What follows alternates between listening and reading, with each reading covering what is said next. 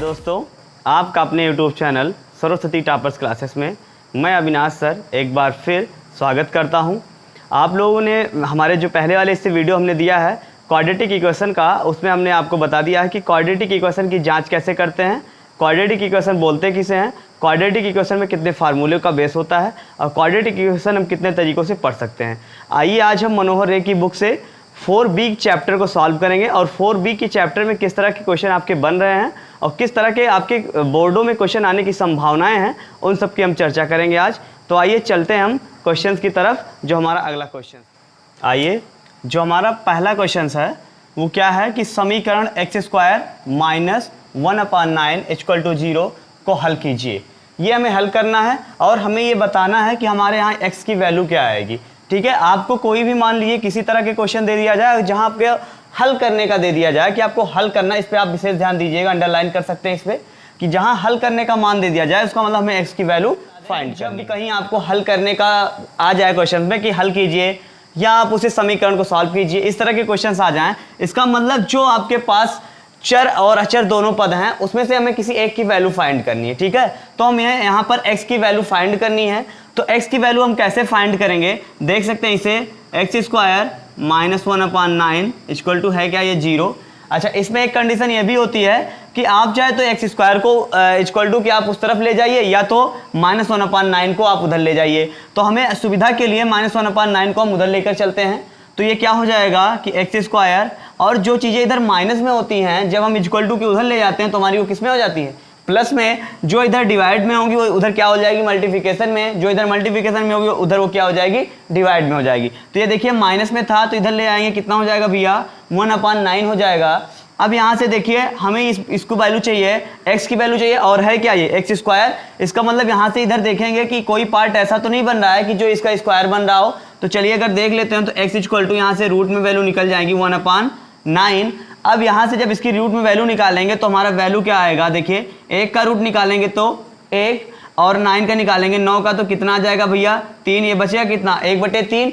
यहाँ से हमें क्या मिला, हम इसे लिख सकते हैं +-3। x बराबर हमें क्या मिला, +-3। इसका मतलब हमें यहाँ से x की दो वैल्यू मिली।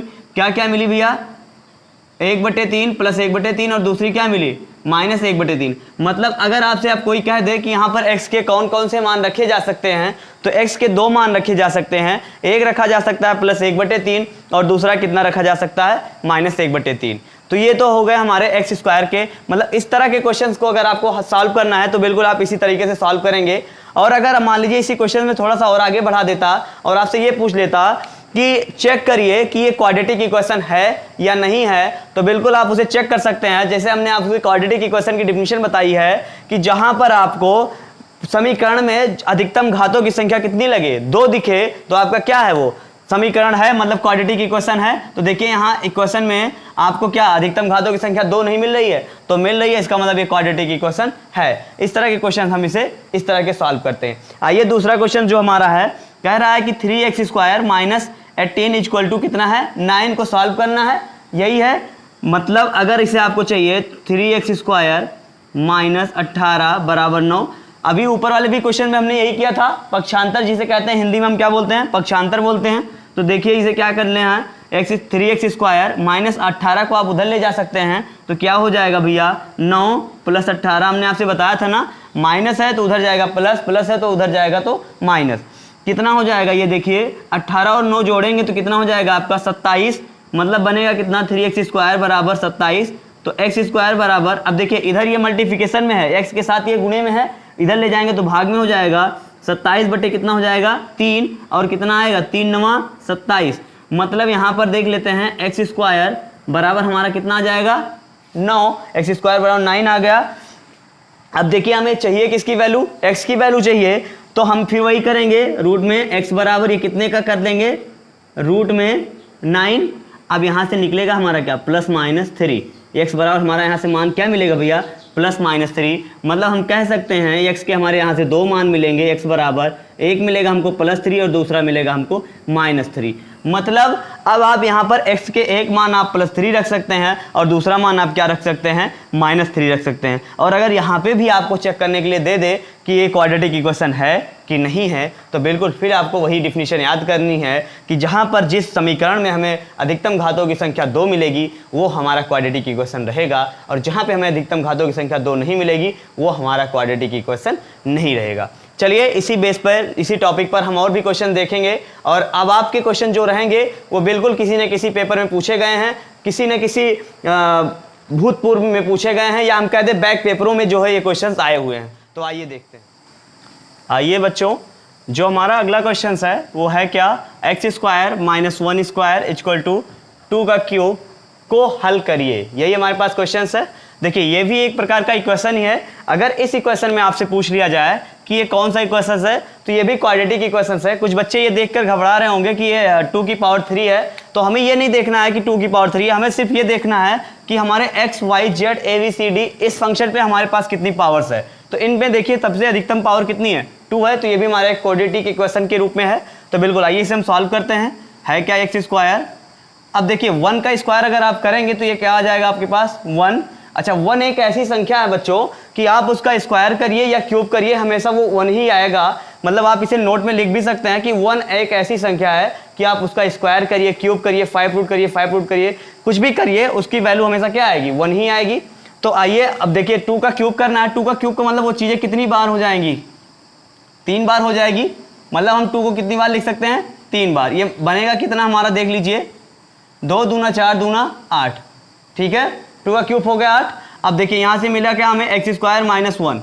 अब आपको कुछ नहीं करना है, पक्षांतर करना है। तो पक्षांतर कर लीजिए, क्या आएगा, -1 को आप उधर लेकर जाएंगे, x² = -1 को उधर ले जाइए, ये हो जाएगा 8 + 1 कितना बनेगा भैया, x² = 8 1 9। अब यहाँ से हमें किसकी वैल्यू चाहिए, x की वैल्यू चाहिए। फिर आपके पास वही फंडा, रूट लगा दीजिए 9। अब यहाँ से 9 का रूट जब आप निकालेंगे तो x बराबर मिलेगा क्या हमें, +-3। ये हमारे मान हो जाएंगे। इसका मतलब हमारी आंसर कितनी आ जाएगी, x = +-3। एक प्लस में वैल्यू आएगी और एक माइनस में वैल्यू आएगी। आइए दूसरे क्वेश्चन की तरफ हम बढ़ते हैं। क्या है हमारा, 3x² - 4y² = 11 में यदि x बराबर -3 हो तो y का मान क्या होगा।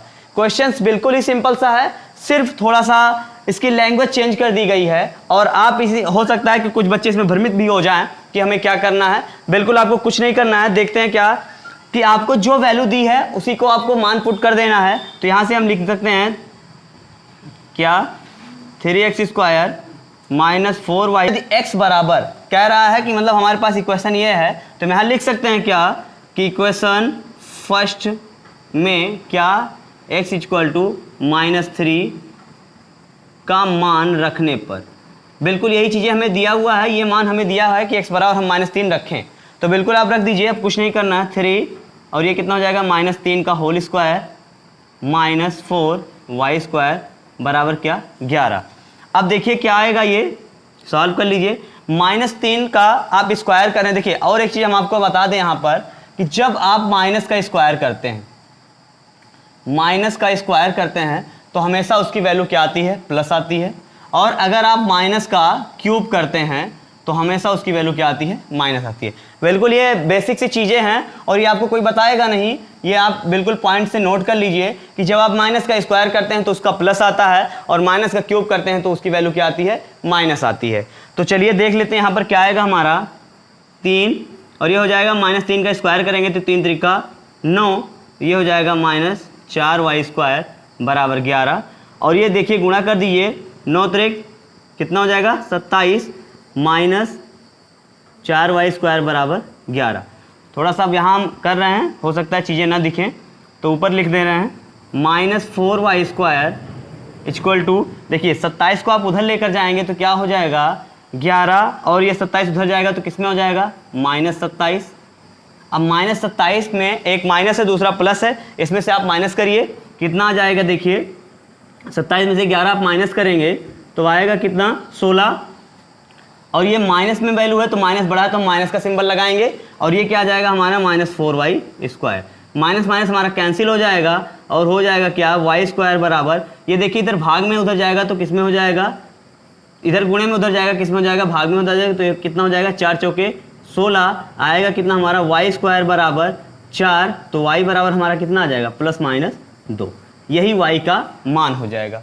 आइए बच्चों ये 2 क्वेश्चंस हम लोग और देखेंगे और बाकी क्वेश्चंस जो भी हैं वो मनोहर रॉय की बुक से आपको PDF हमारे गूगल पे आप जाके सर्च कर लीजिएगा, saraswatitoppers.com के नाम से हमारी एक वेबसाइट है, उस पर आपको PDF प्राप्त हो जाएगी और उसके सॉल्व भी मिल जाएंगे उसी पर।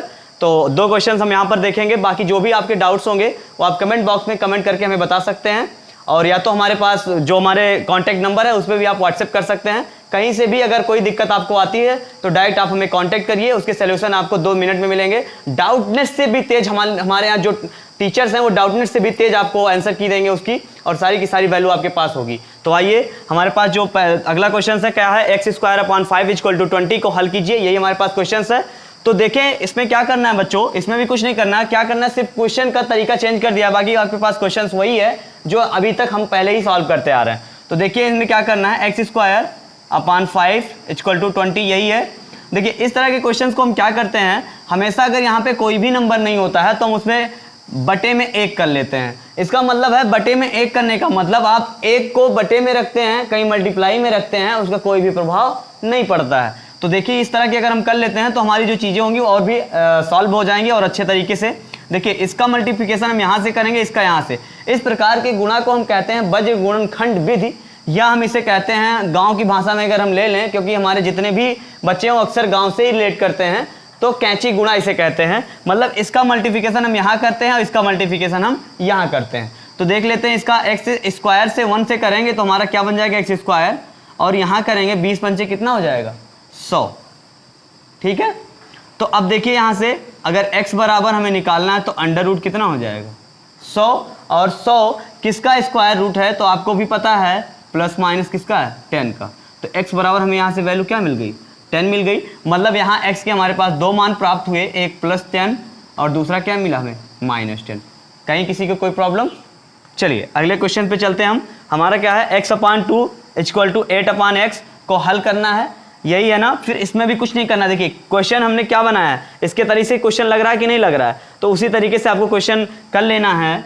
x/2 = 8/x, फिर वही आपको फार्मूला लगाना है, कौन सा, वज्र गुणनखंड विधि, मतलब कैंची गुणा। इसका गुणा हम इससे करेंगे, इसका गुणा हम इससे करेंगे, तो करेंगे कितना हो जाएगा, x का गुणा x से करेंगे तो x², क्योंकि आपको पता है गुणे में घातें जुड़ती हैं और भाग में घातें घटती हैं। तो ये हमने गुणा किया था, इसीलिए इसके पास पावर 1 थी, इसके पास पावर 1 थी, तो दोनों घातें आपस में क्या हो गई, जुड़ गई। हमें मेरा क्या, x² बराबर यहाँ से हमें क्या मिलेगा भैया, 8 दूना 16, और यहाँ से अगर हम निकालेंगे x का मान तो हमें मिल जाएगा कितना, √16, और x बराबर आ क्या जाएगा हमारा +4। अब यहाँ से एक वैल्यू हमें क्या मिल गई, +4, और दूसरी वैल्यू क्या मिल गई, -4।